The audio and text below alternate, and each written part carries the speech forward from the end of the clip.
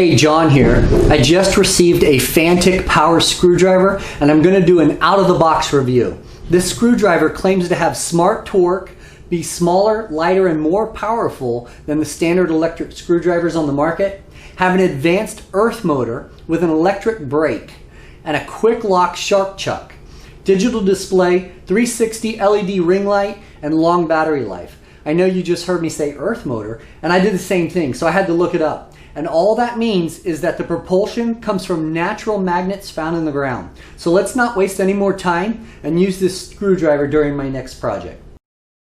So, opening the box, the first thing you see is a manual, a magnet, and the screwdriver case itself.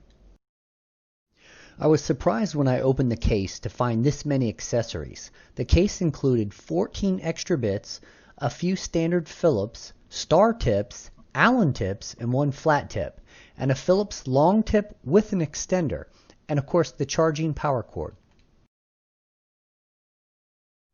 Here is another pro. These tips are standard design, which means I can use any of my other tips, adding to the overall capability of this screwdriver. Many more possibilities just opened. There are only two buttons on the screwdriver.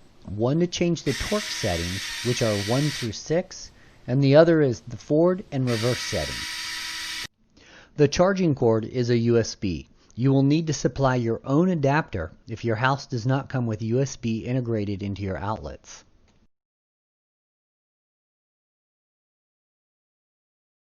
After plugging the screwdriver in, you can see that it comes 75% charged. So out of the box, this screwdriver could more than likely assemble any piece of IKEA furniture. It took a little less than 5 minutes to fully charge this screwdriver, which is displayed by 4 solid bars. Okay, so let's put this screwdriver to the test. My son wanted me to lower his desk and mount his computer on the wall. So let's find out how far we can push this screwdriver. So I wanted to show you some of the benefits of the Fanttik. First, I tried with a screwdriver and got really frustrated. One, because it did not fit, and second, because it was hard to keep a solid grip in the small space between the desk and the screwdriver. With a lot more force, I could have made this work, but let's give the Fanttik a shot first and see if it makes it any easier.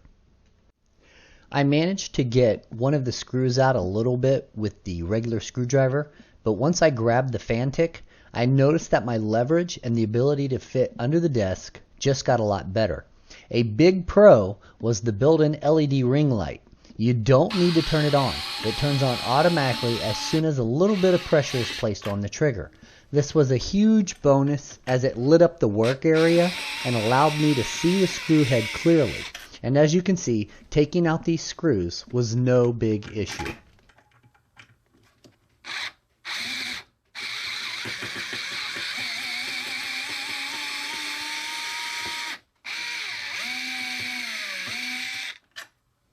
I lowered the desk a total of 4 inches. So here, I am just repeating the process and placing the screws back in.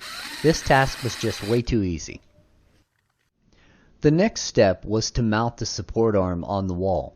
I know this is probably outside the ability of a 3.6 volt screwdriver, but I did want to push it to its limits just to see how it holds up. I was going to be placing 1/4 inch wide, 2.5 inch long anchor bolts in the wall. I will use a hex bolt adapter to see how far we can get these to penetrate the wall. I even added pilot holes in the wall before we began this process.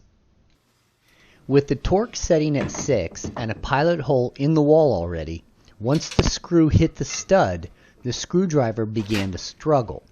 I know this is an unfair test. I would never try to do this by hand unless I was using a ratchet. The one thing I did notice is that the screwdriver torque breaking point does not click. The motor just stops, making you think your battery is dead. Placing the arm support on the back of the computer was a simple task, and using the Fanttik just saved me time. So since this is so easy, I'm just going to speed it up. Before placing the computer on the wall, I needed to take off the feet. The screws are small and black and deep in the feet. It was very difficult to see them with poor lighting. But as soon as the ring light came on, I had no issues removing these screws. It was a huge bonus. Okay, now that this project was done, I wanted to run it through a few more tests that I was unsure of while lowering the desk. The first was the torque. If there were no clicks, was there really a difference between settings 1 through 6? So I went to the workbench to find out. I started with a screw in soft white pine. My first attempt was with the setting set at 1. It could not penetrate the pine. Then I set it to 2. Once set at 3, the screw made it into the wood. So setting it at torque level 6 did not make a difference, as each setting spins at 220 max RPMs. So there is actually a clutch in the screwdriver. It's just difficult to know if you have reached the limit because there is no clicking, which leads me to wonder if this places undue stress on the motor, therefore shortening its lifespan.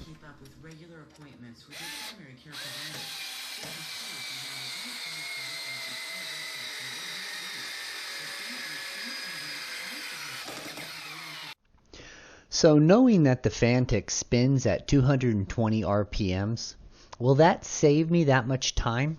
So I made up my own speed test. I have a light plate that has 6 screws. How fast can I remove the plate and then replace it with all the screws back into their positions? Let's see how I do.